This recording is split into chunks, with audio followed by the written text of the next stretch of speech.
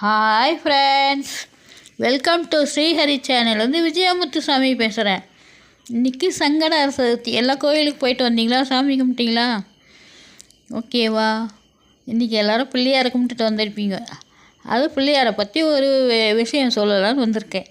ஓகேங்களா? அந்த காலத்தில் குழந்தை இல்லைன்னா எல்லோரும் அரச மரத்தை சுற்றிட்டு வந்தீங்கன்னா குழந்தை பிறக்கும்னு சொல்லியிருக்காங்க. அந்த காலத்தில் அந்த அளவுக்கு ஆஸ்பத்திரி எல்லாம் அந்த அளவுக்கு ஃபேமஸ் ஆகாத அந்த காலகட்டத்தில் எல்லோரும் காலையில் நேரத்தில் வெடிகால காலையில் அந்த வெடிகால டைமில் போயிட்டு நல்லா அரச மரத்து விநாயகரை சுற்றிட்டு வாங்க, குழந்தை பிறக்கும் அப்படின்வாங்க. அரசு வேம்பெல்லாம் அந்த காலத்தில் ஜாயிண்ட்டாக இருக்கும். 2 மரமும் அரசு வேம்பு சேர்த்து தான் வச்சுருப்பாங்க.